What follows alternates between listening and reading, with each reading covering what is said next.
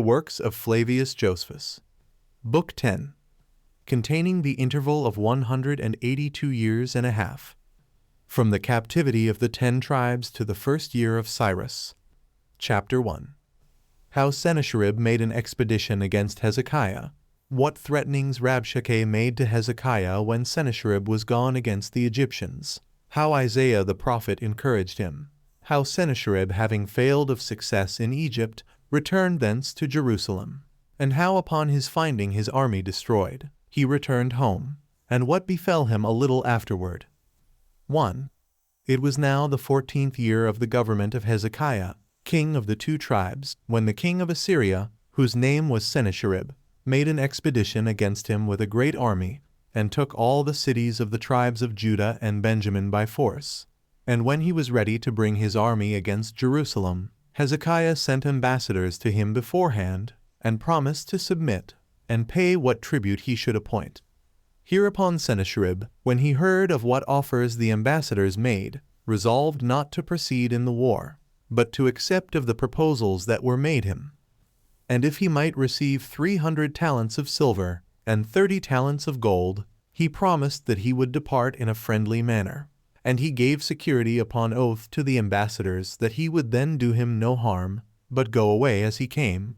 So Hezekiah submitted, and emptied his treasures, and sent the money, as supposing he should be freed from his enemy, and from any further distress about his kingdom. Accordingly, the Assyrian king took it, and yet had no regard to what he had promised. But while he himself went to the war against the Egyptians and Ethiopians, he left his general Rabshakeh, and 2 other of his principal commanders, with great forces, to destroy Jerusalem. The names of the 2 other commanders were Tartan and Rabsaris. 2. Now as soon as they were come before the walls, they pitched their camp, and sent messengers to Hezekiah, and desired that they might speak with him. But he did not himself come out to them for fear, but he sent 3 of his most intimate friends. The name of one was Eliakim, who was over the kingdom, and Shebna, and Joe the recorder. So these men came out, and stood over against the commanders of the Assyrian army. And when Rabshakeh saw them, he bid them go and speak to Hezekiah in the manner following. That Sennacherib, the great king, one desires to know of him, on whom it is that he relies and depends, in flying from his lord, and will not hear him, nor admit his army into the city. Is it on account of the Egyptians, and in hopes that his army would be beaten by them? Whereupon he lets him know, that if this be what he expects, he is a foolish man, and like one who leans on a broken reed, while such a one will not only fall down, but will have his hand pierced and hurt by it. That he ought to know he makes this expedition against him by the will of God, who hath granted this favor to him, that he shall overthrow the kingdom of Israel, and that in the very same manner he shall destroy those that are his subjects also. When Rabshakeh had made this speech in the Hebrew tongue, for he was skillful in that language, Eliakim was afraid lest the multitude that heard him should be disturbed. So he desired him to speak in the Syrian tongue.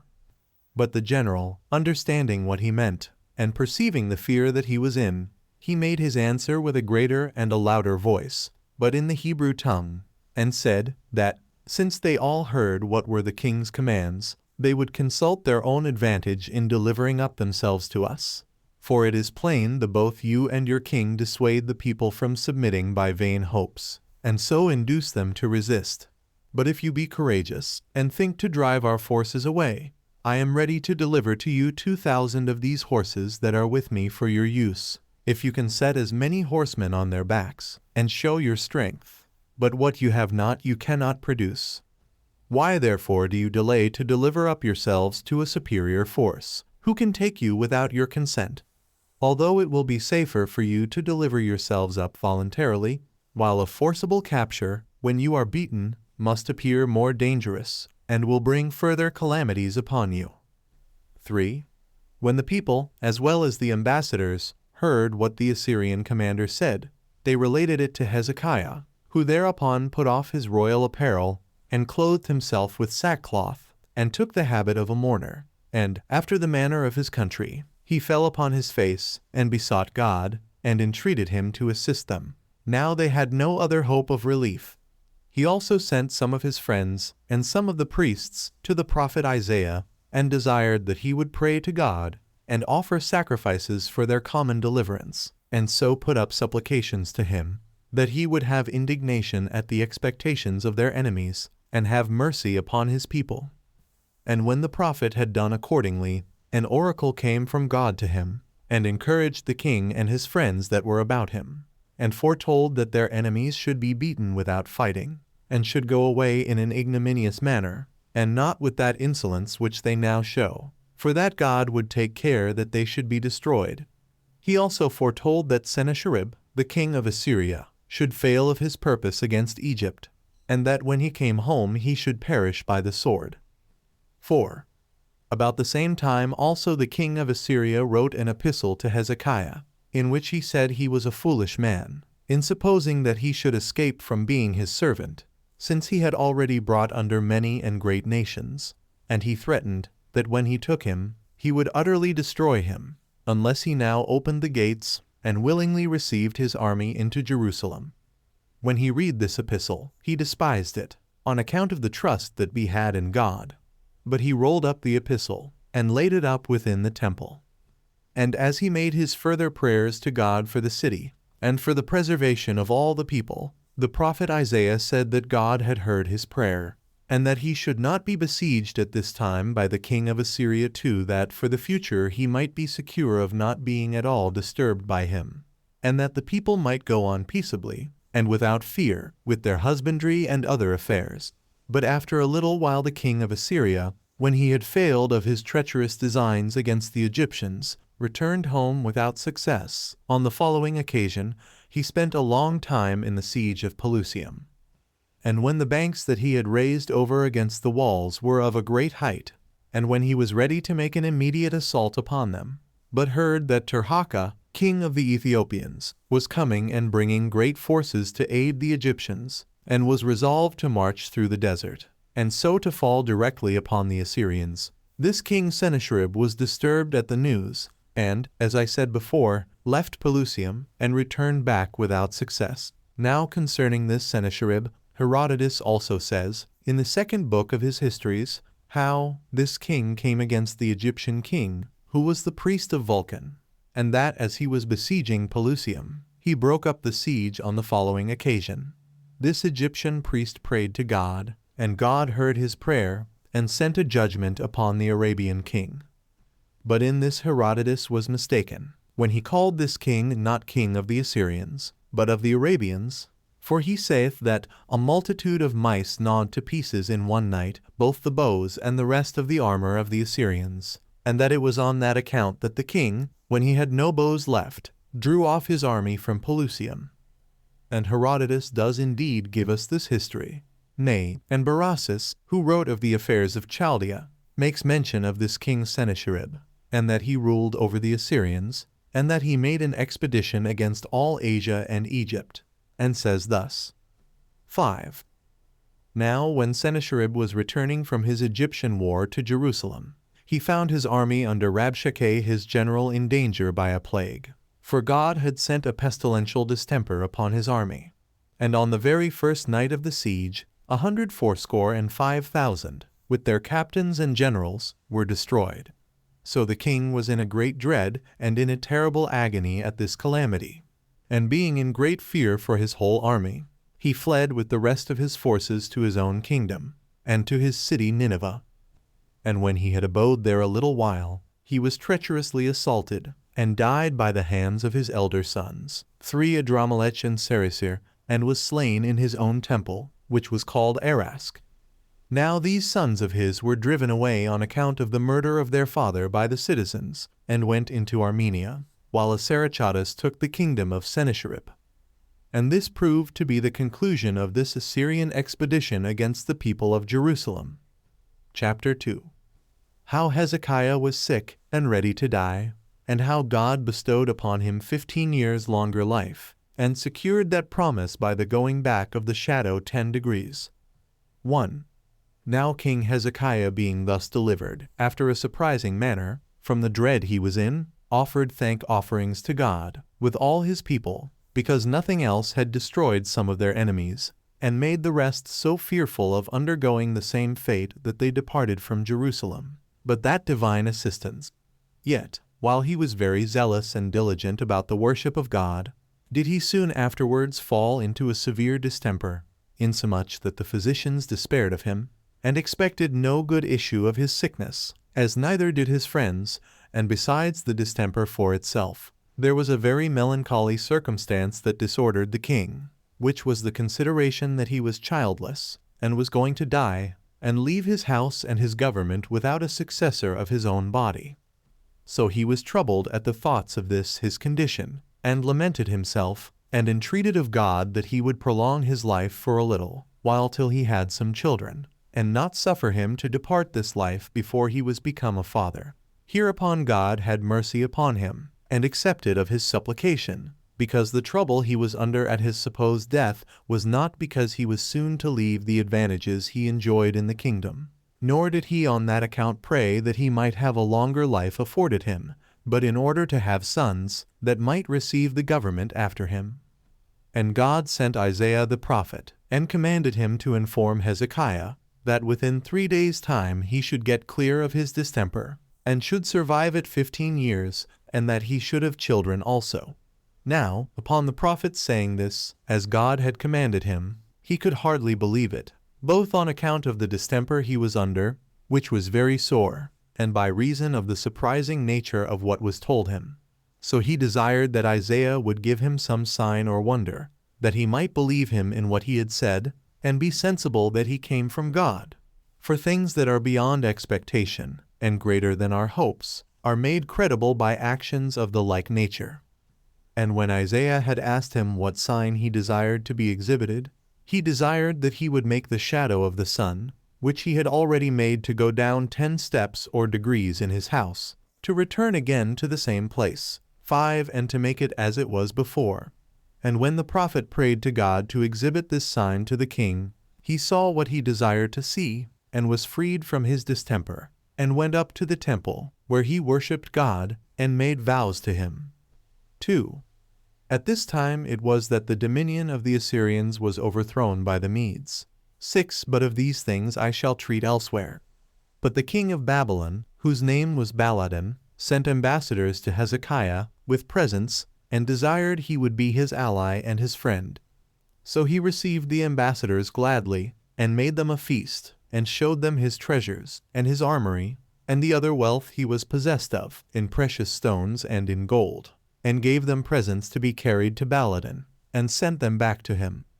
Upon which the prophet Isaiah came to him, and inquired of him whence those ambassadors came, to which he replied, that they came from Babylon, from the king, and that he had showed them all he had, that by the sight of his riches and forces he might thereby guess at the plenty he was in, and be able to inform the king of it. But the prophet rejoined, and said, Know thou, that, after a little while, these riches of thine shall be carried away to Babylon, and thy posterity shall be made eunuchs there, and lose their manhood, and be servants to the king of Babylon. For that God foretold such things would come to pass. Upon which words Hezekiah was troubled, and said that he was himself unwilling that his nation should fall into such calamities. Yet since it is not possible to alter what God had determined, he prayed that there might be peace while he lived. Josephus also makes mention of this Baladan, king of Babylon. Now as to this prophet Isaiah, he was by the confession of all, a divine and wonderful man in speaking truth. And out of the assurance that he had never written what was false, he wrote down all his prophecies, and left them behind him in books, that their accomplishment might be judged of from the events by posterity. Nor did this prophet do so alone, but the others, which were 12 in number, did the same. And whatsoever is done among us, whether it be good, or whether it be bad, comes to pass according to their prophecies. But of every one of these we shall speak hereafter. Chapter 3. How Manasseh reigned after Hezekiah, and how when he was in captivity he returned to God, and was restored to his kingdom, and left it to his son Ammon. 1. When King Hezekiah had survived the interval of time already mentioned, and had dwelt all that time in peace, he died, having completed 54 years of his life, and reigned 29. But when his son Manasseh, whose mother's name was Hephzibah, of Jerusalem, had taken the kingdom, he departed from the conduct of his father, and fell into a course of life quite contrary thereto, and showed himself in his manners most wicked in all respects, and omitted no sort of impiety, but imitated those transgressions of the Israelites, by the commission of which against God they had been destroyed. For he was so hardy as to defile the temple of God, and the city, and the whole country.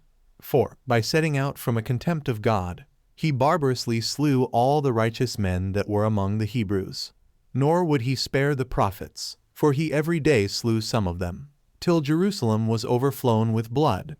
So God was angry at these proceedings, and sent prophets to the king, and to the multitude, by whom he threatened the very same calamities to them which their brethren the Israelites, upon the like affronts offered to God, were now under. But these men would not believe their words, by which belief they might have reaped the advantage of escaping all those miseries. Yet did they in earnest learn that what the prophets had told them was true. 2. And when they persevered in the same course of life, God raised up war against them from the king of Babylon and Chaldea, who sent an army against Judea, and laid waste the country, and caught King Manasseh by treachery, and ordered him to be brought to him, and had him under his power to inflict what punishment he pleased upon him. But then it was that Manasseh perceived what a miserable condition he was in, and esteeming himself the cause of all, he besought God to render his enemy humane and merciful to him. Accordingly, God heard his prayer, and granted him what he prayed for. So Manasseh was released by the king of Babylon, and escaped the danger he was in.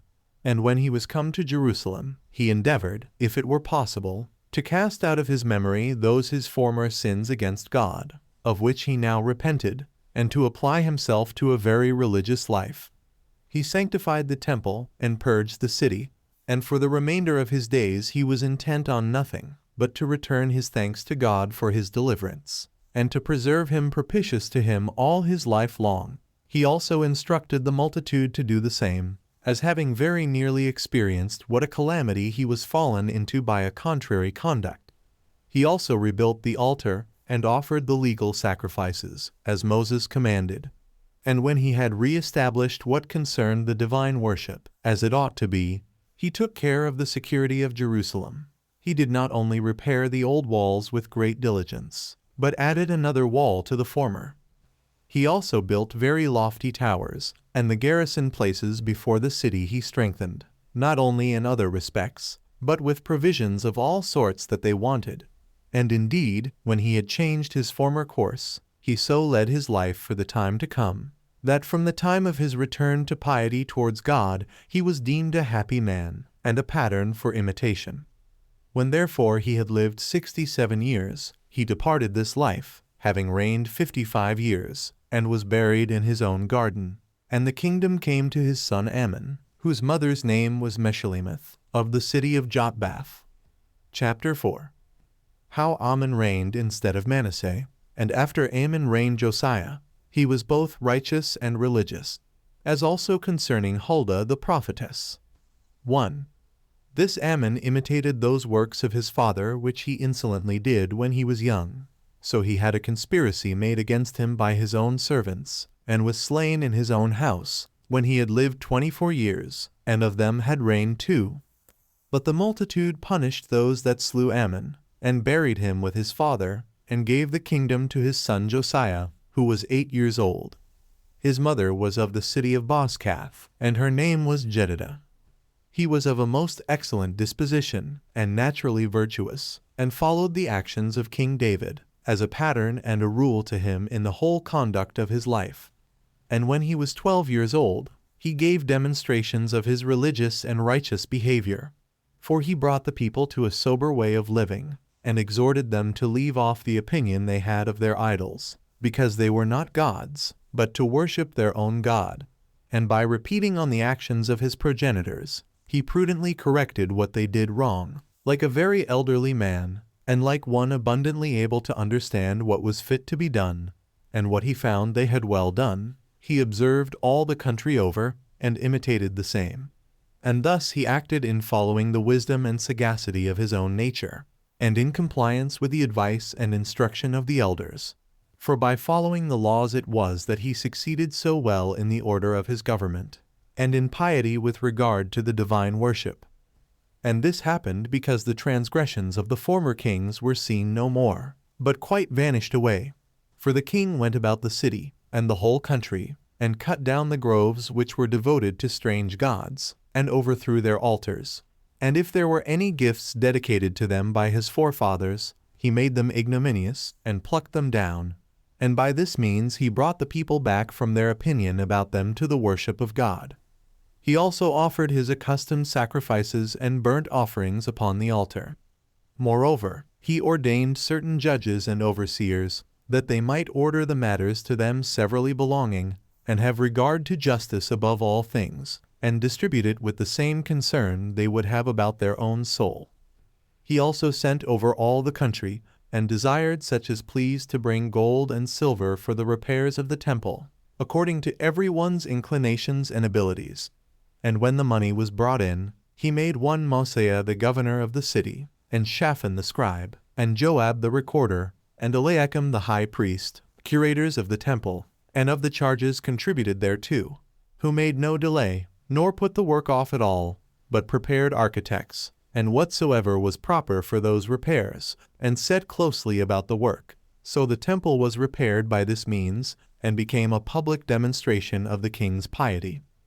2. But when he was now in the 18th year of his reign, he sent to Eliakim the high priest, and gave order, that out of what money was overplus, he should cast cups, and dishes, and vials, for ministration in the temple, and besides, that they should bring all the gold or silver which was among the treasures, and expend that also in making cups and the like vessels. But as the high priest was bringing out the gold, he lighted upon the holy books of Moses that were laid up in the temple. And when he had brought them out, he gave them to Shaphan the scribe, who, when he had read them, came to the king, and informed him that all was finished which he had ordered to be done. He also read over the books to him, who, when he had heard them read, rent his garment, and called for Eliakim the high priest, and for Shaphan the scribe, and for certain other of his most particular friends, and sent them to Huldah the prophetess, the wife of Shallum, which Shallum was a man of dignity, and of an eminent family, and bid them go to her, and say that he desired she would appease God, and endeavor to render him propitious to them, for that there was cause to fear, lest, upon the transgression of the laws of Moses by their forefathers, they should be in peril of going into captivity, and of being cast out of their own country, lest they should be in want of all things, and so end their days miserably. When the prophetess had heard this from the messengers that were sent to her by the king, she bid them go back to the king, and say that God had already given sentence against them, to destroy the people, and cast them out of their country, and deprive them of all the happiness they enjoyed, which sentence none could set aside by any prayers of theirs, since it was passed on account of their transgressions of the laws, and of their not having repented in so long a time, while the prophets had exhorted them to amend, and had foretold the punishment that would ensue on their impious practices, which threatening God would certainly execute upon them, that they might be persuaded that he is God, and had not deceived them in any respect as to what he had denounced by his prophets, that yet, because Josiah was a righteous man, he would at present delay those calamities, but that after his death he would send on the multitude what miseries he had determined for them. 3. So these messengers, upon this prophecy of the woman, came and told it to the king, whereupon he sent to the people everywhere, and ordered that the priests and the Levites should come together to Jerusalem, and commanded that those of every age should be present also. And when they had gathered together, he first read to them the holy books, after which he stood upon a pulpit in the midst of the multitude, and obliged them to make a covenant with an oath, that they would worship God, and keep the laws of Moses. Accordingly, they gave their assent willingly, and undertook to do what the king had recommended to them. So they immediately offered sacrifices, and that after an acceptable manner, and besought God to be gracious and merciful to them. He also enjoined the high priest, that if there remained in the temple any vessel that was dedicated to idols, or to foreign gods, they should cast it out. So when a great number of such vessels were got together, he burnt them, and scattered their ashes abroad, and slew the priests of the idols that were not of the family of Aaron. 4. And when he had done thus in Jerusalem, he came into the country, and utterly destroyed what buildings had been made therein by King Jeroboam, in honor of strange gods, and he burnt the bones of the false prophets upon that altar which Jeroboam first built. And, as the prophet Jadon, who came to Jeroboam when he was offering sacrifice, and when all the people heard him, foretold what would come to pass, viz., that a certain man of the house of David, Josiah by name, should do what is here mentioned. And it happened that those predictions took effect after 361 years. 5. After these things, Josiah went also to such other Israelites as had escaped captivity and slavery under the Assyrians, and persuaded them to desist from their impious practices, and to leave off the honors they paid to strange gods, but to worship rightly their own Almighty God, and adhere to Him. He also searched the houses, and the villages, and the cities, out of a suspicion that somebody might have one idol or other in private. Nay, indeed, he took away the chariots of the sun that were set up in his royal palace, 7 which his predecessors had framed, and what things soever there was besides which they worshipped as a god. And when he had thus purged all the country, he called the people to Jerusalem, and there celebrated the feast of unleavened bread, and that called the Passover. He also gave the people for paschal sacrifices, young kids of the goats and lambs, 30,000, and 3,000 oxen for burnt offerings. The principal of the priests also gave to the priests against the Passover 2,600 lambs. The principal of the Levites also gave to the Levites 5,000 lambs, and 500 oxen, by which means there was great plenty of sacrifices. And they offered those sacrifices according to the laws of Moses, while every priest explained the matter, and ministered to the multitude. And indeed there had been no other festival thus celebrated by the Hebrews from the times of Samuel the prophet. And the plenty of sacrifices now was the occasion that all things were performed according to the laws, and according to the custom of their forefathers. So when Josiah had after this lived in peace, nay, in riches and reputation also, among all men, he ended his life in the manner following. Chapter 5. How Josiah fought with Necho king of Egypt, and was wounded and died in a little time afterward, as also how Necho carried Jehoahaz, who had been made king, into Egypt, and delivered the kingdom to Jehoiakim, and lastly concerning Jeremiah and Ezekiel. 1. Now Necho, king of Egypt, raised an army, and marched to the river Euphrates, in order to fight with the Medes and Babylonians, who had overthrown the dominion of the Assyrians. 8. For he had a desire to reign over Asia. Now when he was come to the city Menz, which belonged to the kingdom of Josiah, he brought an army to hinder him from passing through his own country, in his expedition against the Medes.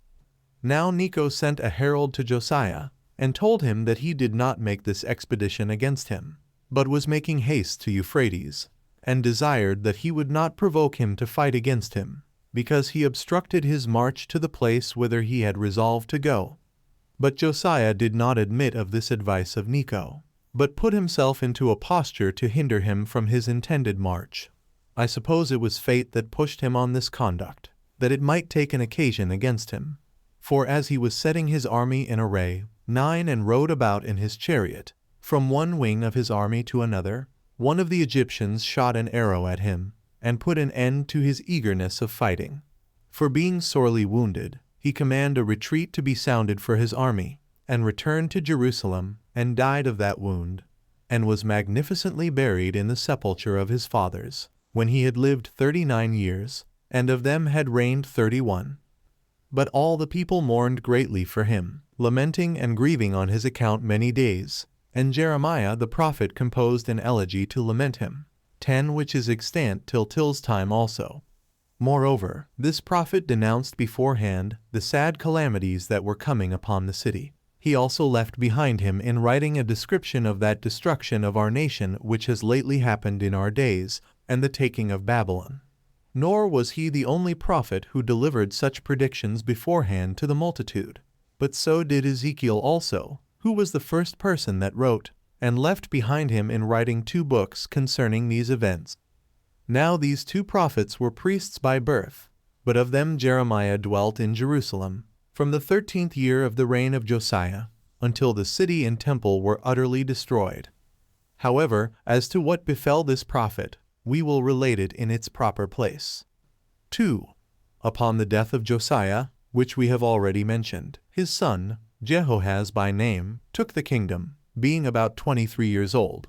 He reigned in Jerusalem, and his mother was Hamutal of the city Libah. He was an impious man, and impure in his course of life. But as the king of Egypt returned from the battle, he sent for Jehoahaz to come to him, to the city called Hamath 11, which belongs to Syria. And when he was come, he put him in bands, and delivered the kingdom to a brother of his, by the father's side, whose name was Eliakim, and changed his name to Jehoiakim, and laid a tribute upon the land of 100 talents of silver, and a talent of gold. And this sum of money Jehoiakim paid by way of tribute. But Necho carried away Jehoahaz into Egypt, where he died when he had reigned 3 months and 10 days. Now Jehoiakim's mother was called Zebidah of the city Rumah. He was of a wicked disposition, and ready to do mischief, nor was he either religious towards God, or good-natured towards men. Chapter 6. How Nebuchadnezzar, when he had conquered the king of Egypt, made an expedition against the Jews, and slew Jehoiakim, and made Jehoiachin his son king. 1. Now in the 4th year of the reign of Jehoiakim, one whose name was Nebuchadnezzar took the government over the Babylonians, who at the same time went up with a great army to the city Carchemish, which was at Euphrates, upon a resolution he had taken to fight with Necho king of Egypt, under whom all Syria then was. And when Necho understood the intention of the king of Babylon, and that this expedition was made against him, he did not despise his attempt, but made haste with a great band of men to Euphrates to defend himself from Nebuchadnezzar. And when they had joined battle, he was beaten, and lost many 10,000s of his soldiers in the battle. So the king of Babylon passed over Euphrates, and took all Syria, as far as Pelusium, excepting Judea. But when Nebuchadnezzar had already reigned 4 years, which was the 8th of Jehoiakim's government over the Hebrews, the king of Babylon made an expedition with mighty forces against the Jews, and required tribute of Jehoiakim, and threatened upon his refusal to make war against him. He was affrighted at his threatening, and bought his peace with money, and brought the tribute he was ordered to bring for 3 years. 2. But on the 3rd year, upon hearing that the king of the Babylonians made an expedition against the Egyptians, he did not pay his tribute. Yet was he disappointed of his hope, for the Egyptians durst not fight at this time. And indeed the prophet Jeremiah foretold every day, how vainly they relied on their hopes from Egypt, and how the city would be overthrown by the king of Babylon, and Jehoiakim the king would be subdued by him. But what he thus spake proved to be of no advantage to them, because there were none that should escape. For both the multitude and the rulers, when they heard him, had no concern about what they heard, but being displeased at what was said, as if the prophet were a diviner against the king, they accused Jeremiah, and bringing him before the court, they required that a sentence and a punishment might be given against him. Now all the rest gave their votes for his condemnation, but the elders refused, who prudently sent away the prophet from the court of the prison, and persuaded the rest to do Jeremiah no harm. For they said that he was not the only person who foretold what would come to the city, but that Micah signified the same before him, as well as many others, none of which suffered anything of the kings that then reigned, but were honored as the prophets of God. So they mollified the multitude with these words, and delivered Jeremiah from the punishment to which he was condemned. Now when this prophet had written all his prophecies, and the people were fasting, and assembled at the temple, on the 9th month of the 5th year of Jehoiakim, he read the book he had composed of his predictions of what was to befall the city, and the temple, and the multitude. And when the rulers heard of it, they took the book from him, and bid him and Baruch the scribe to go their ways, lest they should be discovered by one or other. But they carried the book, and gave it to the king. So he gave order, in the presence of his friends, that his scribe should take it, and read it. When the king heard what it contained, He was angry and tore it, and cast it into the fire, where it was consumed.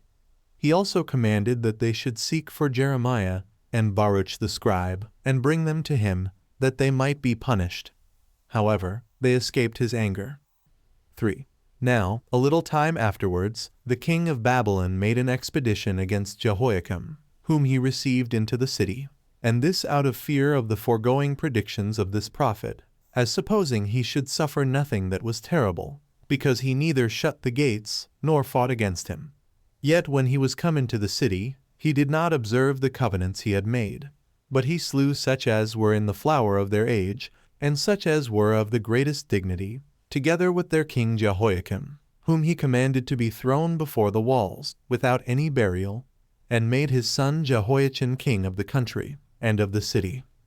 He also took the principal persons in dignity for captives, 3,000 in number, and led them away to Babylon, among which was the prophet Ezekiel, who was then but young. And this was the end of King Jehoiakim, when he had lived 36 years, and of them reigned 11. But Jehoiachin succeeded him in the kingdom, whose mother's name was Nehushta. She was a citizen of Jerusalem. He reigned 3 months and 10 days. Chapter 7. That the king of Babylon repented of making Jehoiachin king, and took him away to Babylon and delivered the kingdom to Zedekiah. This king would not relieve what was predicted by Jeremiah and Ezekiel, but joined himself to the Egyptians, who when they came into Judea, were vanquished by the king of Babylon, as also what befell Jeremiah. 1. But a terror seized on the king of Babylon, who had given the kingdom to Jehoiachin, and that immediately. He was afraid that he should bear him a grudge, because of his killing his father, and thereupon should make the country revolt from him. Wherefore he sent an army, and besieged Jehoiachin in Jerusalem. But because he was of a gentle and just disposition, he did not desire to see the city endangered on his account. But he took his mother and kindred, and delivered them to the commanders sent by the king of Babylon, and accepted of their oaths, that neither should they suffer any harm, nor the city. Which agreement they did not observe for a single year, for the king of Babylon did not keep it, but gave orders to his generals to take all that were in the city captives, both the youth and the handicraftsmen, and bring them bound to him. Their number was 10,832, as also Jehoiachin, and his mother and friends. And when these were brought to him, he kept them in custody, and appointed Jehoiachin's uncle, Zedekiah, to be king, and made him take an oath, that he would certainly keep the kingdom for him, and make no innovation, nor have any league of friendship with the Egyptians. 2. Now Zedekiah was 21 years old when he took the government, and had the same mother with his brother Jehoiakim, but was a despiser of justice and of his duty. For truly those of the same age with him were wicked about him, and the whole multitude did what unjust and insolent things they pleased. For which reason the prophet Jeremiah came often to him, and protested to him, and insisted that he must leave off his impieties and transgressions, and take care of what was right, and neither give ear to the rulers, among whom were wicked men, nor give credit to their false prophets, who deluded them, as if the king of Babylon would make no more war against them, and as if the Egyptians would make war against him, and conquer him, since what they said was not true, and the events would not prove such as they expected. Now as to Zedekiah himself, while he heard the prophet speak, he believed him, and agreed to everything as true, and supposed it was for his advantage. But then his friends perverted him, and dissuaded him from what the prophet advised, and obliged him to do what they pleased. Ezekiel also foretold in Babylon what calamities were coming upon the people, which when he heard, he sent accounts of them unto Jerusalem. But Zedekiah did not believe their prophecies, for the reason following. It happened that the two prophets agreed with one another in what they said as in all other things, that the city should be taken, and Zedekiah himself should be taken captive. But Ezekiel disagreed with him, and said that Zedekiah should not see Babylon, while Jeremiah said to him that the king of Babylon should carry him away thither in bonds. N.B. 3.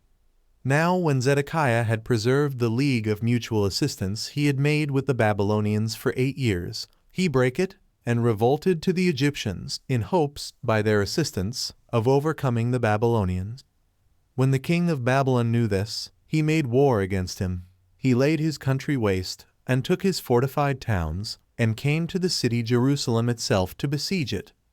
But when the king of Egypt heard what circumstances Zedekiah his ally was in, he took a great army with him, and came into Judea, as if he would raise the siege. Upon which the king of Babylon departed from Jerusalem, and met the Egyptians, and joined battle with them, and beat them. And when he had put them to flight, he pursued them, and drove them out of all Syria.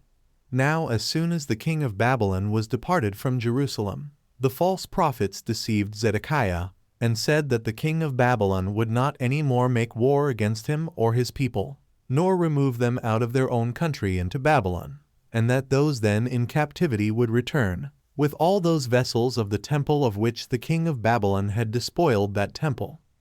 But Jeremiah came among them, and prophesied what contradicted those predictions, and what proved to be true, that they did ill, and deluded the king, that the Egyptians would be of no advantage to them, but that the king of Babylon would renew the war against Jerusalem, and besiege it again, and would destroy the people by famine, and carry away those that remained into captivity, and would take away what they had as spoils, and would carry off those riches that were in the temple. Nay, that, besides this, he would burn it, and utterly overthrow the city, and that they should serve him and his posterity 70 years. That then the Persians and the Medes should put an end to their servitude, and overthrow the Babylonians, and that we shall be dismissed, and return to this land, and rebuild the temple, and restore Jerusalem. When Jeremiah said this, the greater part believed him, but the rulers, and those that were wicked, despised him, as one disordered in his senses. Now he had resolved to go elsewhere, to his own country, which was called Anathoth, and was 20 furlongs distant from Jerusalem. 12 And as he was going, one of the rulers met him, and seized upon him, and accused him falsely, as though he were going as a deserter to the Babylonians. But Jeremiah said that he accused him falsely, and added that he was only going to his own country. But the other would not believe him, but seized upon him, and led him away to the rulers, and laid an accusation against him, under whom he endured all sorts of torments and tortures, and was reserved to be punished. And this was the condition he was in for some time, while he suffered what I have already described unjustly. 4. Now in the 9th year of the reign of Zedekiah, on the 10th day of the 10th month, the king of Babylon made a second expedition against Jerusalem, and lay before it 18 months, and besieged it with the utmost application. There came upon them also 2 of the greatest calamities at the same time that Jerusalem was besieged, a famine and a pestilential distemper, and made great havoc of them. And though the prophet Jeremiah was in prison, he did not rest, but cried out, and proclaimed aloud, and exhorted the multitude to open their gates, and admit the king of Babylon, for that if they did so, they should be preserved, and their whole families. But if they did not so, they should be destroyed.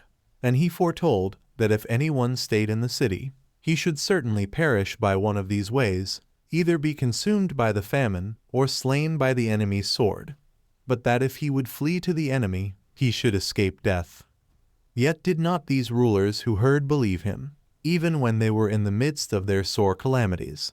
But they came to the king, and in their anger informed him what Jeremiah had said, and accused him, and complained of the prophet as of a madman, and one that disheartened their minds, and by the denunciation of miseries weakened the alacrity of the multitude, who were otherwise ready to expose themselves to dangers for him, and for their country, while he, in a way of threatening, warned them to flee to the enemy, and told them that the city should certainly be taken, and be utterly destroyed. 5. But for the king himself, he was not at all irritated against Jeremiah, such was his gentle and righteous disposition. Yet, that he might not be engaged in a quarrel with those rulers at such a time, by opposing what they intended, he let them do with the prophet whatsoever they would. Whereupon, when the king had granted them such a permission, they presently came into the prison, and took him, and let him down with a cord into a pit full of mire, that he might be suffocated, and die of himself. So he stood up to the neck in the mire which was all about him, and so continued. But there was one of the king's servants, who was in esteem with him, an Ethiopian by descent, who told the king what a state the prophet was in, and said that his friends and his rulers had done evil in putting the prophet into the mire, and by that means contriving against him that he should suffer a death more bitter than that by his bonds only. When the king heard this, he repented of his having delivered up the prophet to the rulers, and bid the Ethiopian take 30 men of the king's guards, and cords with them, and whatsoever else they understood to be necessary for the prophet's preservation, and to draw him up immediately. So the Ethiopian took the men he was ordered to take, and drew up the prophet out of the mire, and left him at liberty in the prison. 6.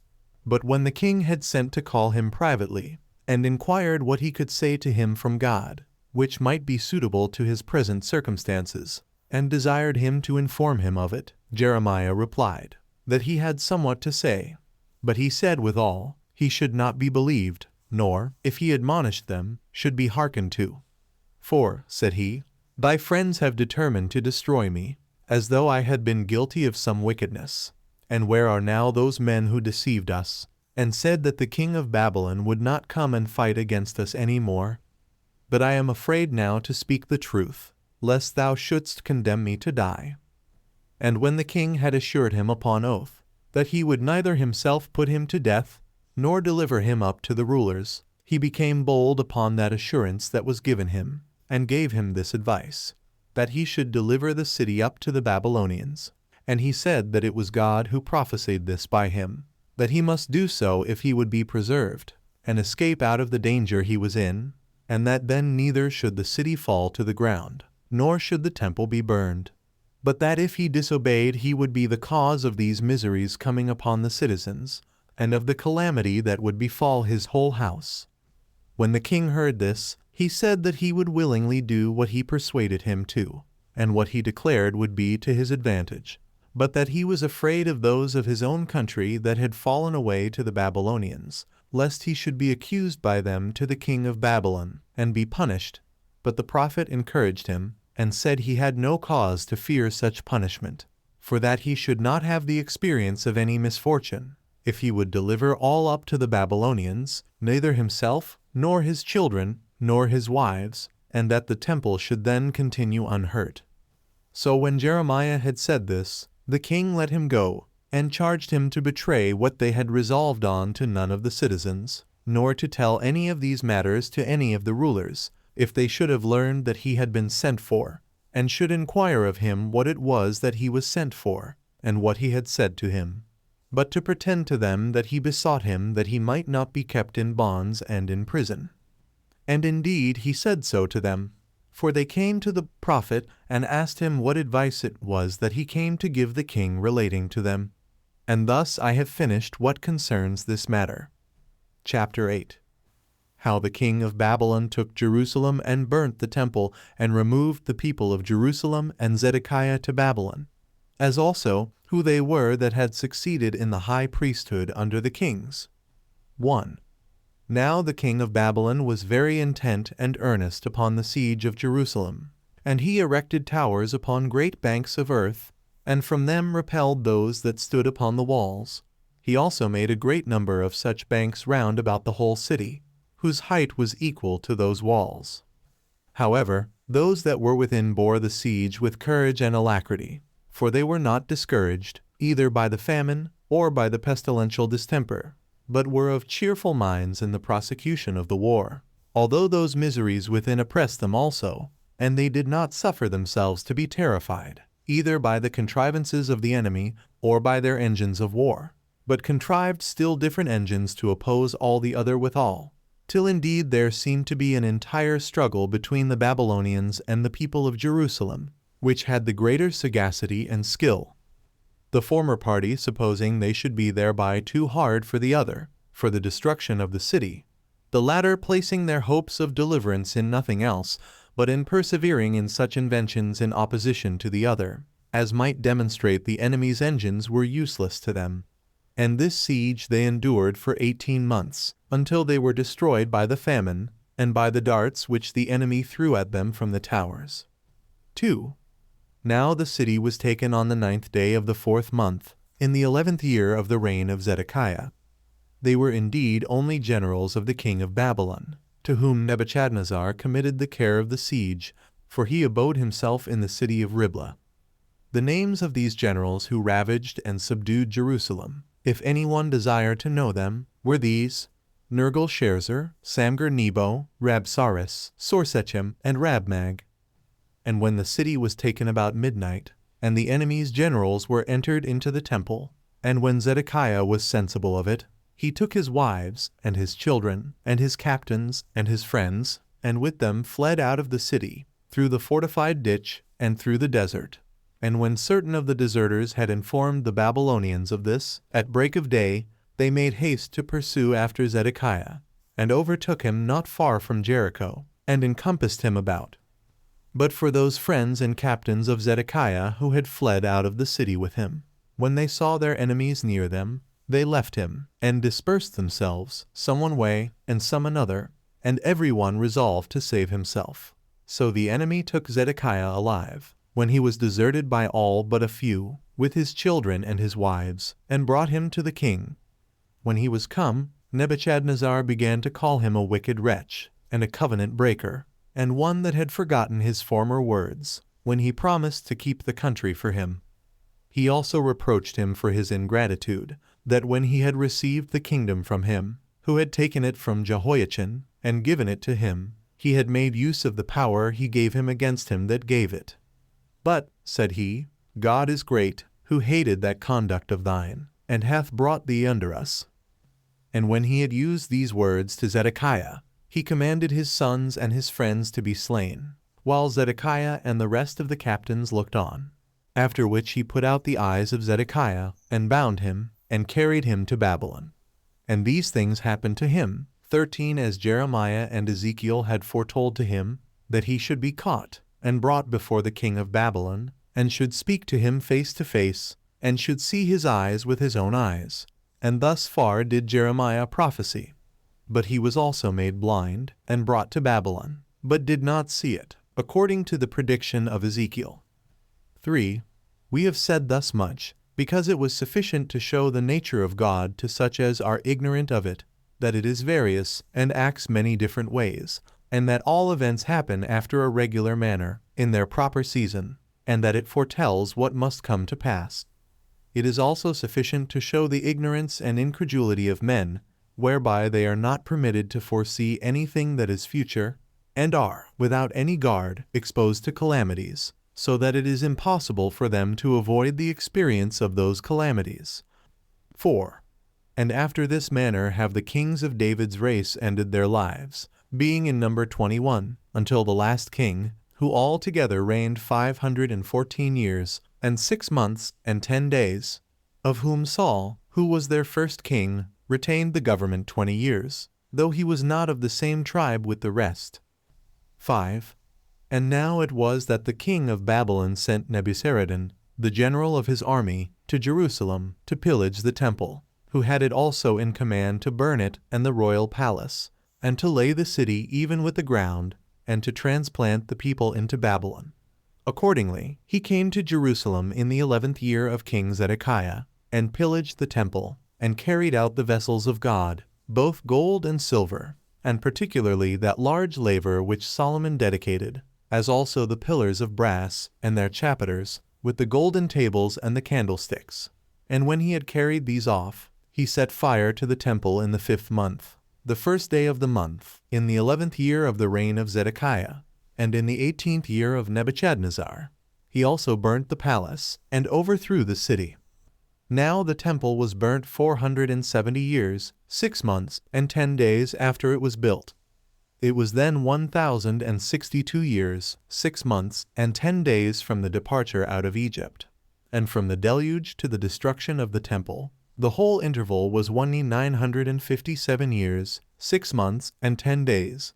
But from the generation of Adam, until this befell the temple, there were 3,513 years, 6 months, and 10 days. So great was the number of years hereto belonging, and what actions were done during these years we have particularly related. But the general of the Babylonian king now overthrew the city to the very foundations, and removed all the people, and took for prisoners the high priest Sariah, and Zephaniah the priest that was next to him, and the rulers that guarded the temple, who were 3 in number, and the eunuch who was over the armed men, and 7 friends of Zedekiah, and his scribe, and 60 other rulers, all which, together with the vessels which they had pillaged, he carried to the king of Babylon to Riblah, a city of Syria. So the king commanded the heads of the high priest and of the rulers to be cut off there. But he himself led all the captives and Zedekiah to Babylon. He also led Josedek the high priest away bound. He was the son of Sariah the high priest, whom the king of Babylon had slain in Riblah, a city of Syria, as we just now related. 6. And now, because we have enumerated the succession of the kings, and who they were, and how long they reigned, I think it necessary to set down the names of the high priests, and who they were that succeeded one another in the high priesthood under the kings. The first high priest then at the temple which Solomon built was Zadok. After him his son Achimas received that dignity. After Achimas was Azarias. His son was Joram, and Joram's son was Isis. After him was Axaramas. His son was Phidas, and Phidias's son was Sudias, and Sudias's son was Julas, and Julas's son was Jotham, and Jotham's son was Urias, and Urias's son was Nereas, and Nereas's son was Odias, and his son was Salamis, and Salamis's son was Elshas, and his son was Azarias, and his son was Sarias, 14, and his son was Josedek, who was carried captive to Babylon. All these received the high priesthood by succession, the sons from their father. 7. When the king was come to Babylon, he kept Zedekiah in prison until he died, and buried him magnificently, and dedicated the vessels he had pillaged out of the temple of Jerusalem to his own gods, and planted the people in the country of Babylon, but freed the high priest from his bonds. Chapter 9. How Nebuzaradan set Gedaliah over the Jews that were left in Judea, which Gedaliah was a little afterwards slain by Ishmael, and how Johanan after Ishmael was driven away went down into Egypt with the people which people Nebuchadnezzar, when he made an expedition against the Egyptians, took captive and brought them away to Babylon. 1. Now the general of the army, Nebuzaradan, when he had carried the people of the Jews into captivity, left the poor, and those that had deserted in the country, and made one, whose name was Gedaliah, the son of Ahikam, a person of a noble family, their governor, which Gedaliah was of a gentle and righteous disposition. He also commanded them that they should cultivate the ground, and pay an appointed tribute to the king. He also took Jeremiah the prophet out of prison, and would have persuaded him to go along with him to Babylon, for that he had been enjoined by the king to supply him with whatsoever he wanted. And if he did not like to do so, he desired him to inform him where he resolved to dwell, that he might signify the same to the king. But the prophet had no mind to follow him, nor to dwell anywhere else, but would gladly live in the ruins of his country, and in the miserable remains of it. When the general understood what his purpose was, he enjoined Gedaliah, whom he left behind, to take all possible care of him, and to supply him with whatsoever he wanted. So when he had given him rich presents, he dismissed him. Accordingly, Jeremiah abode in a city of that country, which was called Mizpah, and desired of Nebuzaradan that he would set at liberty his disciple Baruch, the son of Neriah, one of a very eminent family, and exceeding skillful in the language of his country. 2. When Nebuzaradan had done thus, he made haste to Babylon. But as to those that fled away during the siege of Jerusalem, and had been scattered over the country, when they heard that the Babylonians were gone away, and had left a remnant in the land of Jerusalem, and those such as were to cultivate the same, they came together from all parts to Gedaliah to Mizpah. Now the rulers that were over them were Johanan, the son of Kareah, and Jezaniah, and Sariah, and others beside them. Now there was of the royal family one Ishmael, a wicked man, and very crafty, who, during the siege of Jerusalem, fled to Baalis, the king of the Ammonites, and abode with him during that time. And Gedaliah persuaded them, now they were there, to stay with him, and to have no fear of the Babylonians, for that if they would cultivate the country, they should suffer no harm. This he assured them of by oath, and said that they should have him for their patron, and that if any disturbance should arise, they should find him ready to defend them. He also advised them to dwell in any city, as every one of them pleased, and that they would send men along with his own servants, and rebuild their houses upon the old foundations, and dwell there. And he admonished them beforehand, that they should make preparation, while the season lasted, of corn, and wine, and oil, that they might have whereon to feed during the winter. When he had thus discoursed to them, he dismissed them, that every one might dwell in what place of the country he pleased. 3. Now when this report was spread abroad as far as the nations that bordered on Judea, that Gedaliah kindly entertained those that came to him, after they had fled away, upon this only condition, that they should pay tribute to the king of Babylon, they also came readily to Gedaliah, and inhabited the country. And when Johanan, and the rulers that were with him, observed the country, and the humanity of Gedaliah, they were exceedingly in love with him, and told him that Baalis, the king of the Ammonites, had sent Ishmael to kill him by treachery, and secretly, that he might have the dominion over the Israelites, as being of the royal family. And they said that he might deliver himself from this treacherous design, if he would give them leave to slay Ishmael, and nobody should know it. For they told him they were afraid that, when he was killed by the other, the entire ruin of the remaining strength of the Israelites would ensue. But he professed that he did not believe what they said, when they told him of such a treacherous design, in a man that had been well treated by him, because it was not probable that one who, under such a want of all things, had failed of nothing that was necessary for him, should be found so wicked and ungrateful towards his benefactor, that when it would be an instance of wickedness in him not to save him, had he been treacherously assaulted by others, to endeavor, and that earnestly, to kill him with his own hands, that, however, if he ought to suppose this information to be true, it was better for himself to be slain by the other, than to destroy a man who fled to him for refuge, and entrusted his own safety to him, and committed himself to his disposal. 4. So Johanan, and the rulers that were with him, not being able to persuade Gedaliah, went away. But after the interval of 30 days was over, Ishmael came again to Gedaliah, to the city Mizpah, and 10 men with him. And when he had feasted Ishmael, and those that were with him, in a splendid manner at his table, and had given them presents, he became disordered in drink, while he endeavored to be very merry with them. And when Ishmael saw him in that case, and that he was drowned in his cups to the degree of insensibility, and fallen asleep, he rose up on a sudden, with his 10 friends, and slew Gedaliah, and those that were with him at the feast. And when he had slain them, he went out by night, and slew all the Jews that were in the city, and those soldiers also which were left therein by the Babylonians.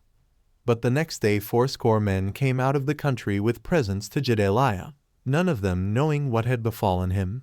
When Ishmael saw them, he invited them in to Gedaliah, and when they were come in, he shut up the court, and slew them, and cast their dead bodies down into a certain deep pit, that they might not be seen. But of these 80 men Ishmael spared those that entreated him not to kill them, till they had delivered up to him what riches they had concealed in the fields, consisting of their furniture, and garments, and corn. But he took captive the people that were in Mizpah, with their wives and children, among whom were the daughters of King Zedekiah, whom Nebuzaradan, the general of the army of Babylon, had left with Gedaliah. And when he had done this, he came to the king of the Ammonites. 5. But when Johanan and the rulers with him heard of what was done at Mizpah by Ishmael, and of the death of Gedaliah, they had indignation at it, and every one of them took his own armed men, and came suddenly to fight with Ishmael, and overtook him at the fountain in Hebron. And when those that were carried away captives by Ishmael saw Johanan and the rulers, they were very glad, and looked upon them as coming to their assistance. So they left him that had carried them captives, and came over to Johanan. Then Ishmael, with 8 men, fled to the king of the Ammonites. But Johanan took those whom he had rescued out of the hands of Ishmael, and the eunuchs, and their wives and children, and came to a certain place called Mandra, and there they abode that day. For they had determined to remove from thence and go into Egypt, out of fear, lest the Babylonians should slay them, in case they continued in the country, and that out of anger at the slaughter of Gedaliah, who had been by them set over it for governor. 6. Now while they were under this deliberation, Johanan, the son of Kareah, and the rulers that were with him, came to Jeremiah the prophet, and desired that he would pray to God, that because they were at an utter loss about what they ought to do, he would discover it to them. And they sware that they would do whatsoever Jeremiah should say to them. And when the prophet said he would be their intercessor with God, it came to pass that after 10 days God appeared to him, and said that he should inform Johanan, and the other rulers, and all the people, that he would be with them while they continued in that country, and take care of them, and keep them from being hurt by the Babylonians, of whom they were afraid, but that he would desert them if they went into Egypt, and, out of this wrath against them, would inflict the same punishments upon them which they knew their brethren had already endured. So when the prophet had informed Johanan and the people that God had foretold these things, he was not believed, when he said that God commanded them to continue in the country. But they imagined that he said so to gratify Baruch, his own disciple, and belied God, and that he persuaded them to stay there, that they might be destroyed by the Babylonians. Accordingly, both the people and Johanan disobeyed the counsel of God, which he gave them by the prophet, and removed into Egypt, and carried Jeremiah and Baruch along with him. 7. And when they were there, God signified to the prophet that the king of Babylon was about making an expedition against the Egyptians, and commanded him to foretell to the people that Egypt should be taken, and the king of Babylon should slay some of them, and should take others captive, and bring them to Babylon. Which things came to pass accordingly. For on the 5th year after the destruction of Jerusalem, which was the 23rd of the reign of Nebuchadnezzar, he made an expedition against Celesyria, and when he had possessed himself of it, he made war against the Ammonites and Moabites. And when he had brought all these nations under subjection, he fell upon Egypt, in order to overthrow it. And he slew the king that then reigned 15, and set up another. And he took those Jews that were their captives, and led them away to Babylon. And such was the end of the nation of the Hebrews, as it hath been delivered down to us, it having twice gone beyond Euphrates.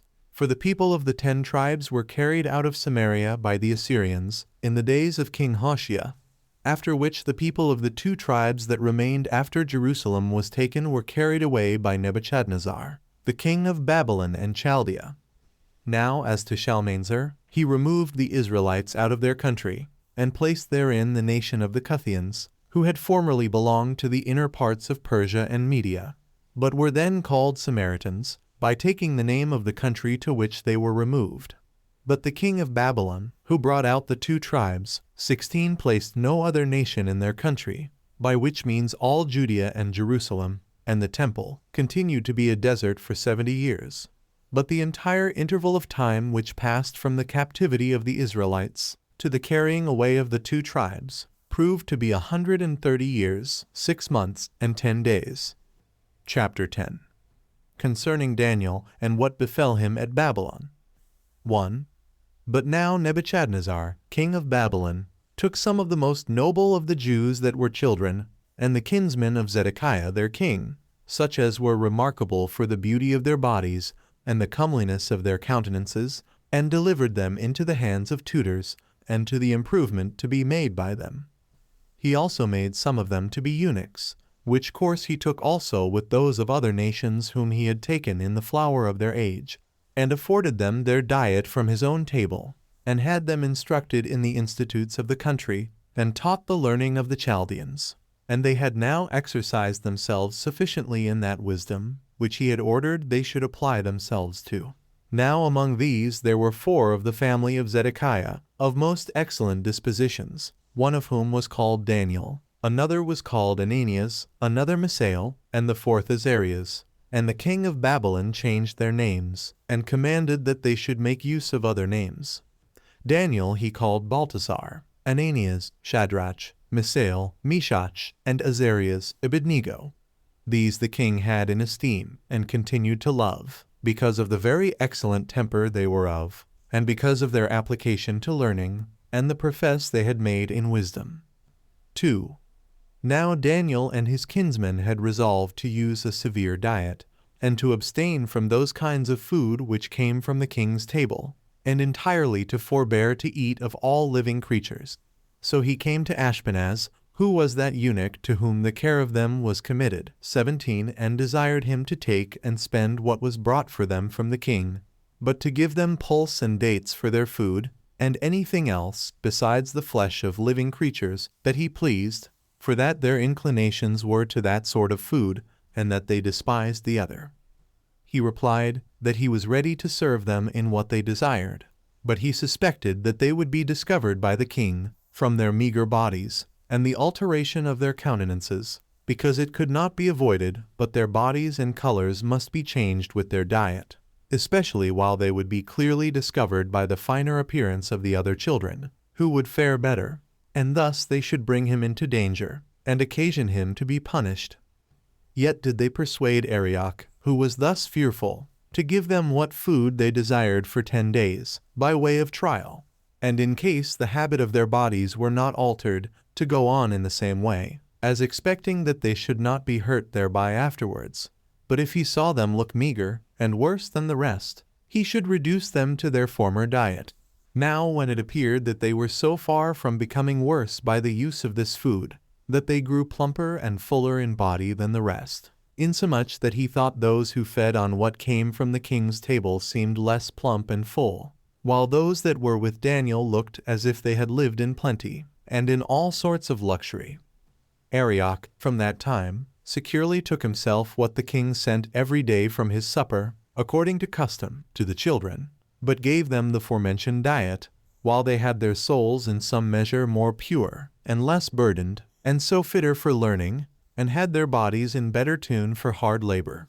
For they neither had the former oppressed and heavy with variety of meats, nor were the other effeminate on the same account. So they readily understood all the learning that was among the Hebrews, and among the Chaldeans, as especially did Daniel, who being already sufficiently skillful in wisdom, was very busy about the interpretation of dreams, and God manifested himself to him. 3.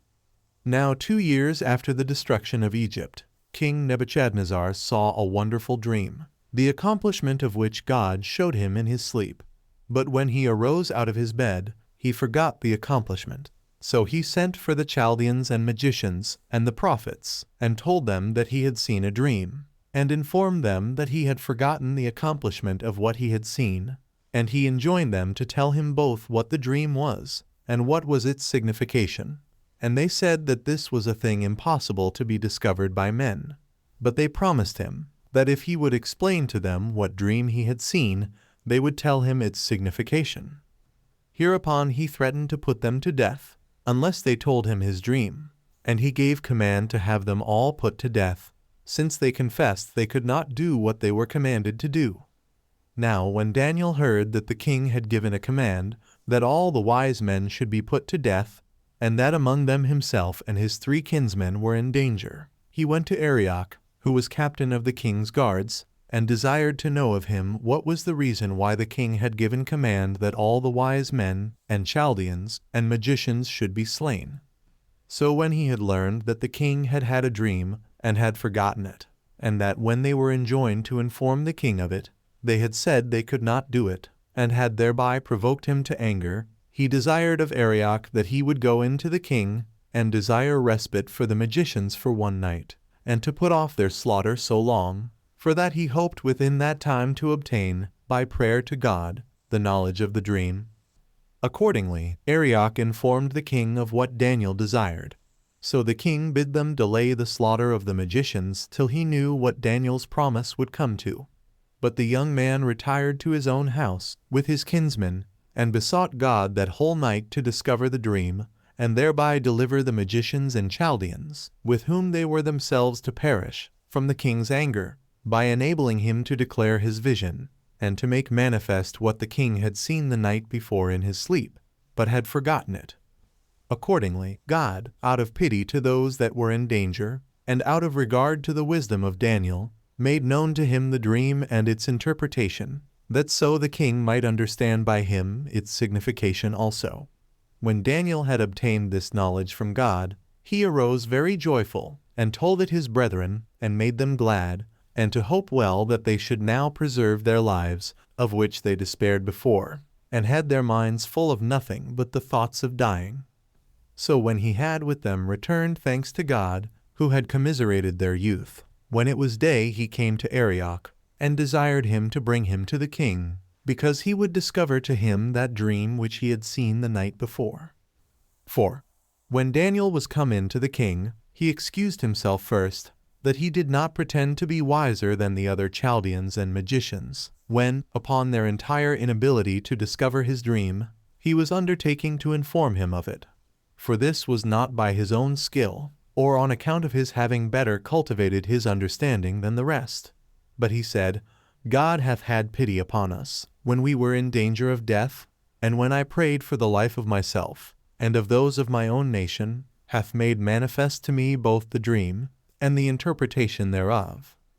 For I was not less concerned for thy glory than for the sorrow that we were by thee condemned to die, while thou didst so unjustly command men, both good and excellent in themselves, to be put to death, when thou enjoinedst them to do what was entirely above the reach of human wisdom, and requiredst of them what was only the work of God. Wherefore, as thou in thy sleep wast solicitous concerning those that should succeed thee in the government of the whole world, God was desirous to show thee all those that should reign after thee, and to that end exhibited to thee the following dream. Thou seemedst to see a great image standing before thee, the head of which proved to be of gold, the shoulders and arms of silver, and the belly and the thighs of brass, but the legs and the feet of iron. After which thou sawest a stone broken off from a mountain, which fell upon the image, and threw it down, and brake it to pieces, and did not permit any part of it to remain whole. But the gold, the silver, the brass, and the iron became smaller than meal, which, upon the blast of a violent wind, was by force carried away, and scattered abroad. But the stone did increase to such a degree, that the whole earth beneath it seemed to be filled therewith. This is the dream which thou sawest, and its interpretation is as follows. The head of gold denotes thee, and the kings of Babylon that have been before thee. But the 2 hands and arms signify this, that your government shall be dissolved by 2 kings. But another king that shall come from the west, armed with brass, shall destroy that government. And another government, that shall be like unto iron, shall put an end to the power of the former, and shall have dominion over all the earth, on account of the nature of iron, which is stronger than that of gold, of silver, and of brass. Daniel did also declare the meaning of the stone to the king 18, but I do not think proper to relate it, since I have only undertaken to describe things past or things present, but not things that are future. Yet if any one be so very desirous of knowing truth as not to waive such points of curiosity, and cannot curb his inclination for understanding the uncertainties of futurity, and whether they will happen or not, let him be diligent in reading the book of Daniel, which he will find among the sacred writings. 5. When Nebuchadnezzar heard this, and recollected his dream, he was astonished at the nature of Daniel, and fell upon his knee, and saluted Daniel in the manner that men worship God, and gave command that he should be sacrificed to as a god. And this was not all, for he also imposed the name of his own god upon him, Baltasar, and made him and his kinsmen rulers of his whole kingdom, which kinsmen of his happened to fall into great danger by the envy and malice of their enemies. For they offended the king upon the occasion following. He made an image of gold, whose height was 60 cubits, and its breadth 6 cubits, and set it in the great plain of Babylon. And when he was going to dedicate the image, he invited the principal men out of all the earth that was under his dominions, and commanded them, in the first place, that when they should hear the sound of the trumpet, they should then fall down and worship the image.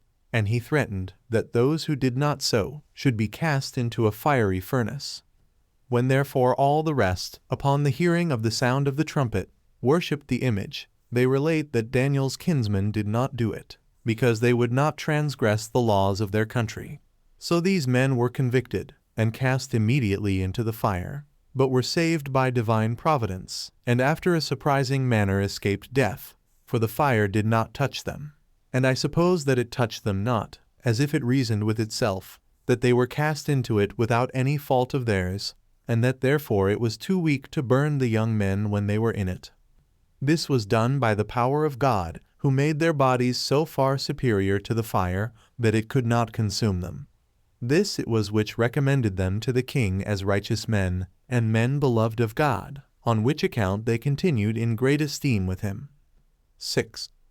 A little after this the king saw in his sleep again another vision, how he should fall from his dominion, and feed among the wild beasts, and that when he lived in this manner in the desert for 7 years, 19 he should recover his dominion again. When he had seen this dream, he called the magicians together again, and inquired of them about it, and desired them to tell him what it signified. But when none of them could find out the meaning of the dream, nor discover it to the king, Daniel was the only person that explained it. And as he foretold, so it came to pass. For after he had continued in the wilderness the forementioned interval of time, while no one durst attempt to seize his kingdom during those 7 years, he prayed to God that he might recover his kingdom, and he returned to it. But let no one blame me for writing down everything of this nature, as I find it in our ancient books. For as to that matter, I have plainly assured those that think me defective in any such point, or complain of my management, and have told them in the beginning of this history, that I intended to do no more than translate the Hebrew books into the Greek language, and promised them to explain those facts, without adding anything to them of my own, or taking anything away from there. Chapter 11.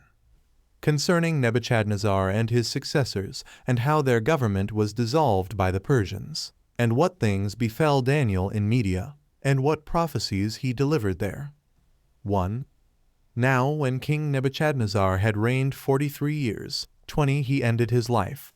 He was an active man, and more fortunate than the kings that were before him.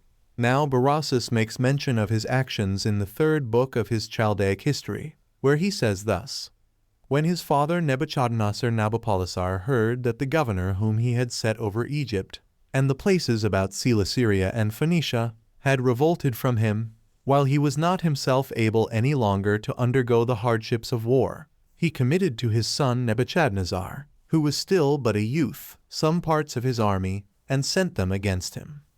So when Nebuchadnezzar had given battle, and fought with the rebel, he beat him, and reduced the country from under his subjection, and made it a branch of his own kingdom. But about that time it happened that his father Nebuchadnezzar Nabopolassar fell ill, and ended his life in the city Babylon, when he had reigned 21 years.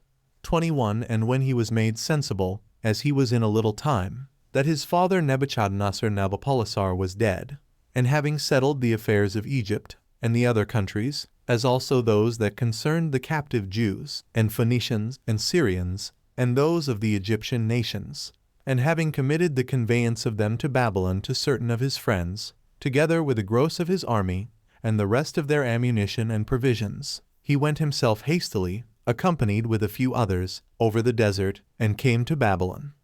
So he took upon him the management of public affairs, and of the kingdom which had been kept for him by one that was the principal of the Chaldeans, and he received the entire dominions of his father, and appointed, that when the captives came, they should be placed as colonies, in the most proper places of Babylonia. But then he adorned the temple of Belus, and the rest of the temples, in a magnificent manner, with the spoils he had taken in the war.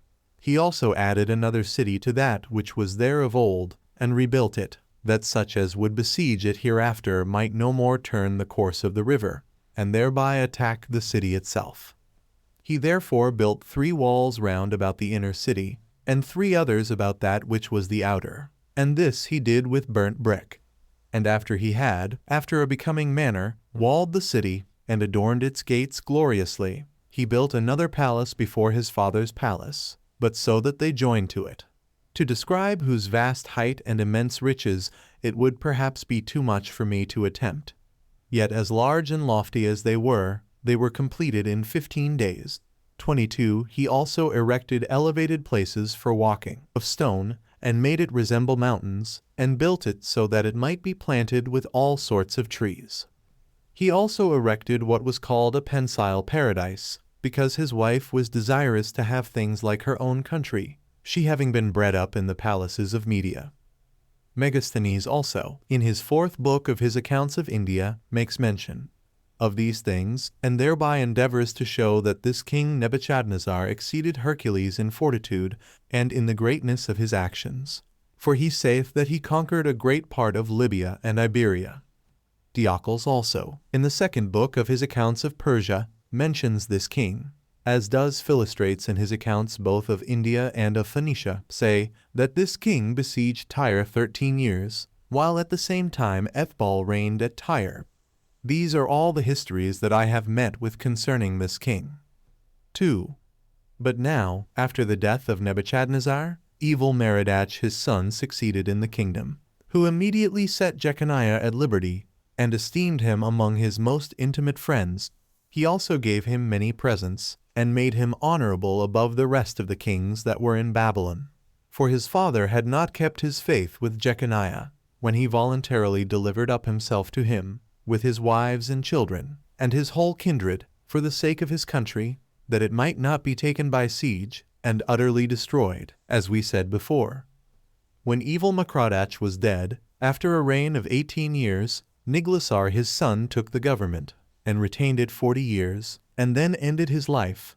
And after him the succession in the kingdom came to his son Labasordacus, who continued in it in all but 9 months.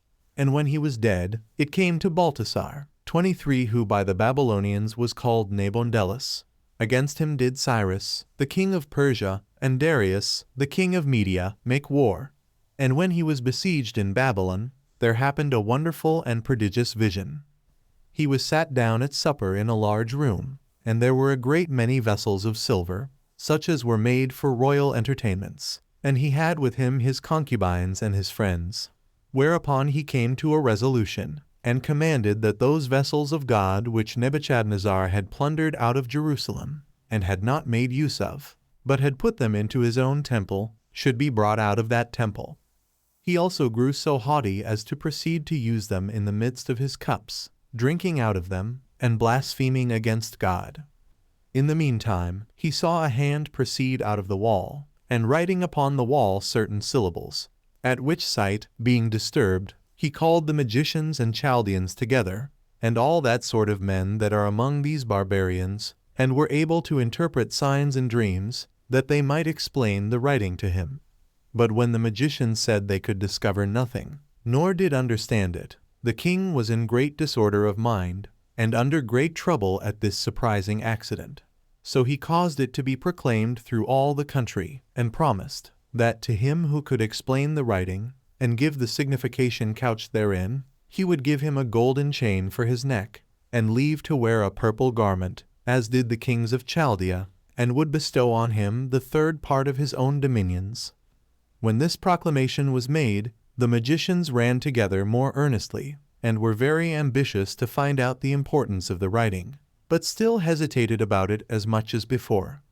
Now, when the king's grandmother saw him cast down at this accident, 24, she began to encourage him, and to say that there was a certain captive who came from Judea, a Jew by birth, but brought away thence by Nebuchadnezzar when he had destroyed Jerusalem, whose name was Daniel, a wise man, and one of great sagacity in finding out what was impossible for others to discover, and what was known to God alone, who brought to light and answered such questions to Nebuchadnezzar as no one else was able to answer when they were consulted.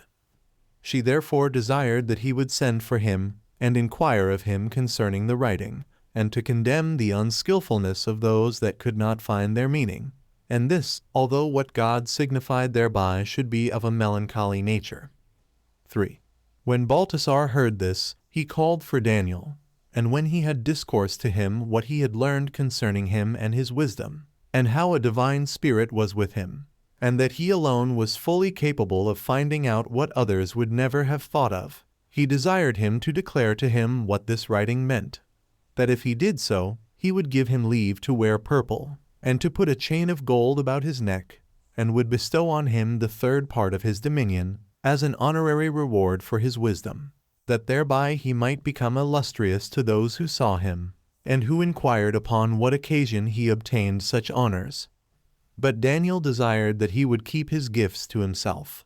For what is the effect of wisdom and of divine revelation admits of no gifts, and bestows its advantages on petitioners freely.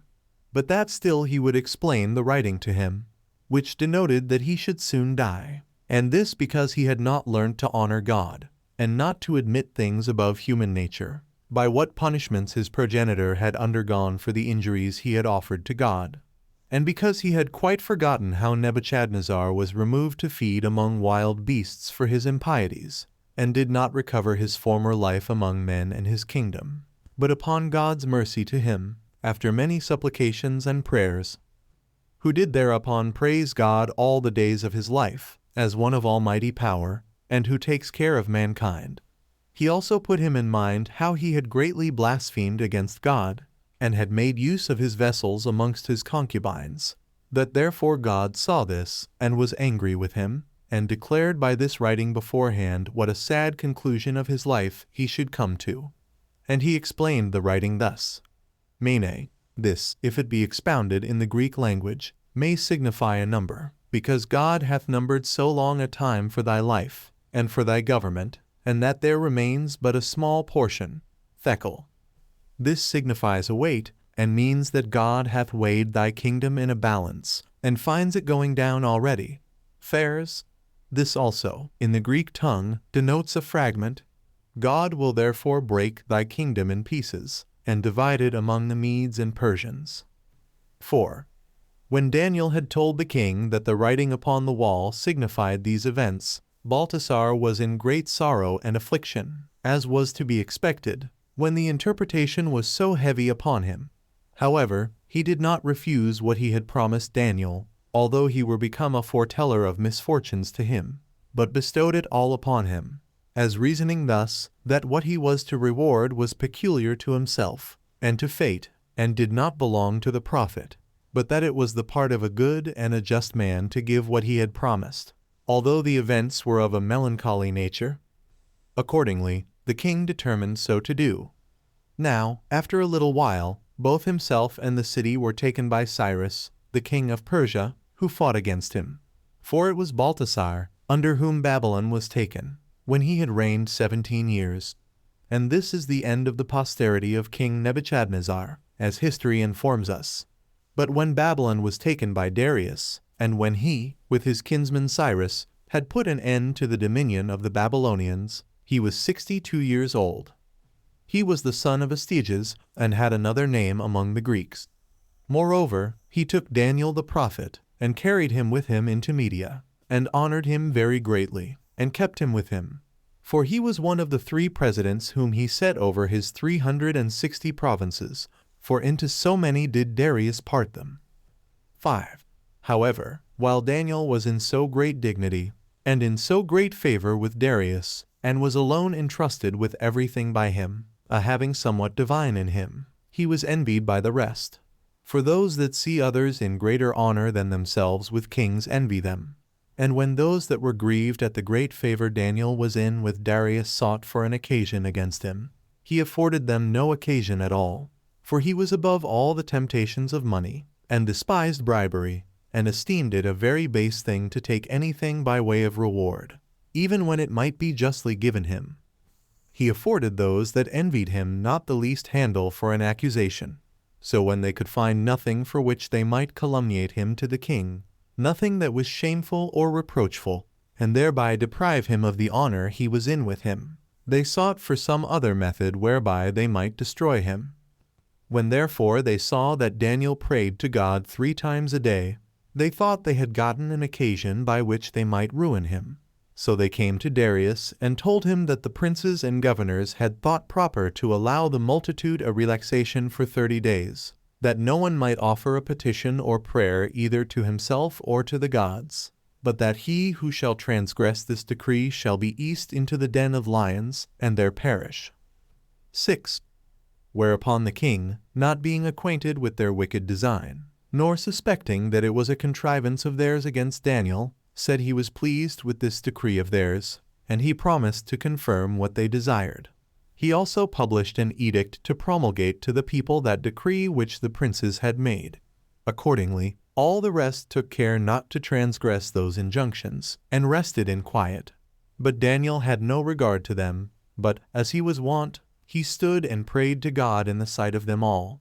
But the princes, having met with the occasion they so earnestly sought to find against Daniel, came presently to the king, and accused him, that Daniel was the only person that transgressed the decree, while not one of the rest durst pray to their gods. This discovery they made, not because of his impiety, but because they had watched him, and observed him out of envy.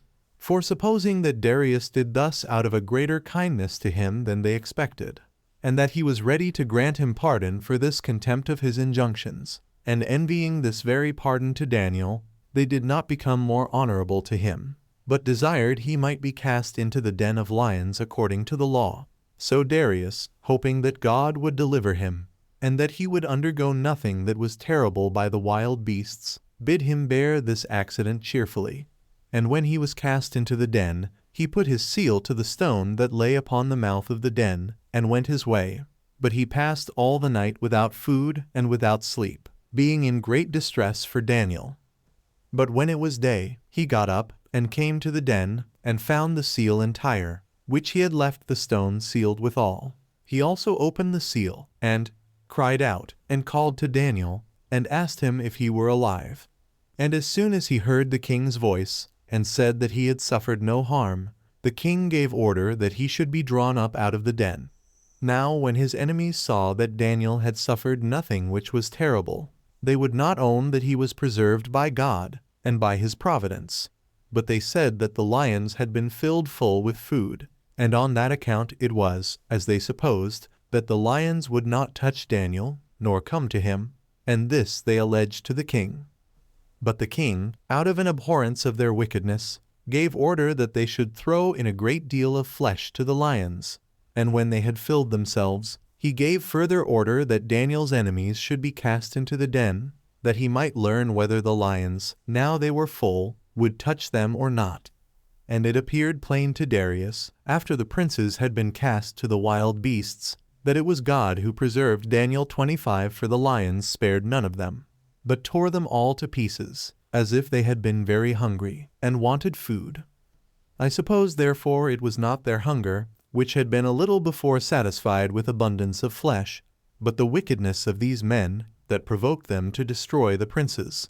For if it so please God, that wickedness might, by even those irrational creatures, be esteemed a plain foundation for their punishment. 7.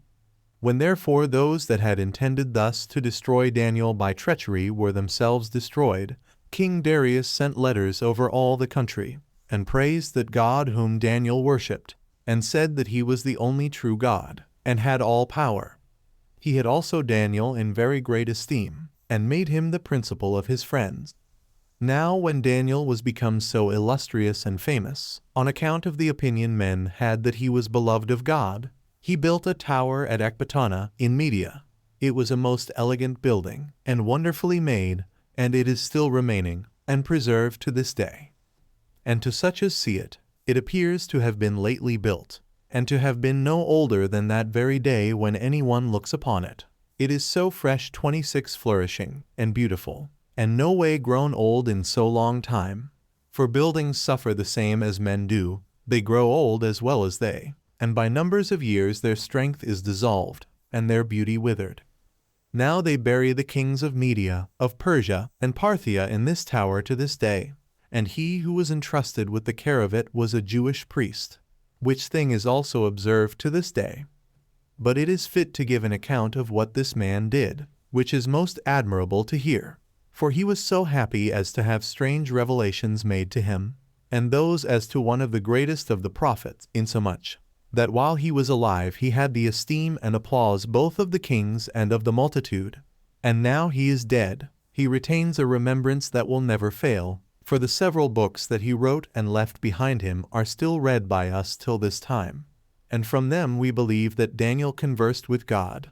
For he did not only prophesy of future events, as did the other prophets, but he also determined the time of their accomplishment. And while prophets used to foretell misfortunes, and on that account were disagreeable both to the kings and to the multitude, Daniel was to them a prophet of good things, and this to such a degree, that by the agreeable nature of his predictions, he procured the goodwill of all men, and by the accomplishment of them, he procured the belief of their truth, and the opinion of a sort of divinity for himself among the multitude. He also wrote and left behind him what made manifest the accuracy and undeniable veracity of his predictions. For he saith that when he was in Susa, the metropolis of Persia, and went out into the field with his companions, there was, on the sudden, a motion and concussion of the earth, and that he was left alone by himself, his friends fleeing away from him, and that he was disturbed, and fell on his face, and on his 2 hands, and that a certain person touched him, and, at the same time, bid him rise, and see what would befall his countrymen after many generations. He also related that when he stood up, he was shown a great rain, with many horns growing out of his head, and that the last was higher than the rest. That after this he looked to the west, and saw a he-goat carried through the air from that quarter. That he rushed upon the ram with violence, and smote him twice with his horns, and overthrew him to the ground, and trampled upon him.